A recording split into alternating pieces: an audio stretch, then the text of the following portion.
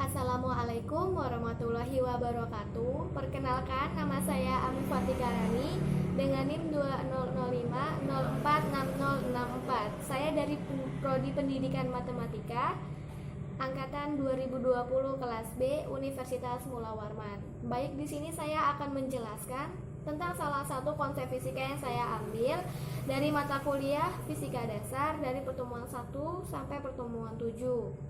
Dan di sini saya mengambil penerapan hukum Newton dalam kehidupan sehari-hari. Hukum Newton adalah hukum yang menggambarkan hubungan antara gaya yang bekerja dengan gerak yang disebabkannya. Jadi, hukum gerak ini merupakan dasar mekanika klasik yang dijabarkan dalam 3 hukum fisika. Jadi, sesuai dengan namanya, hukum Newton itu dia dikemukakan oleh Sir Isaac Newton, di mana dia lahir pada tahun 1643 sampai 1722, di mana dia adalah seorang ahli fisika, matematika, dan filsafat asal Inggris. Jadi hukum Newton itu dia terbagi menjadi 3. Yang pertama ada hukum 1 Newton yang berbunyi apabila resultan gaya yang bekerja pada benda yang sama dengan 0, maka benda yang mula-mula diam akan tetap diam. Benda yang mula-mula bergerak lurus beraturan akan tetap lurus beraturan dengan kecepatan tetap.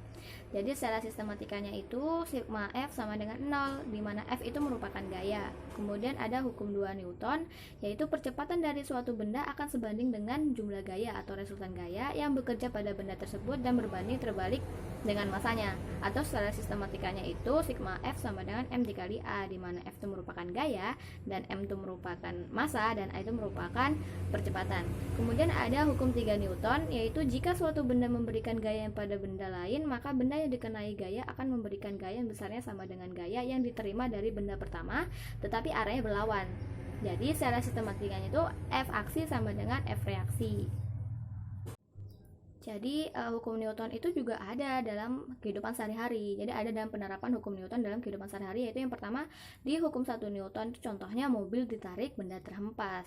Terus juga ada contoh itu misalkan kalian taruh benda itu di atas kertas. Kemudian kertas itu kalian tarik, maka benda itu cenderung diam. Kemudian ada benda diam akan selalu diam. Kemudian ada contoh hukum 2 Newton, yaitu yang pertama menarik meja dengan benda yang total masanya ringan dan menarik meja dengan benda yang total masanya berat. Kemudian juga ada orang duduk di atas kursi yang ditarik secara perlahan, kemudian ada juga orang duduk di atas kursi yang ditarik secara cepat.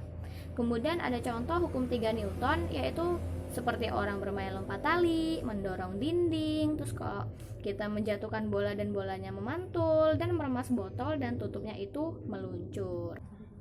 Berikut adalah demonstrasi sederhana dalam penerapan hukum Newton di kehidupan sehari-hari. Selamat menonton!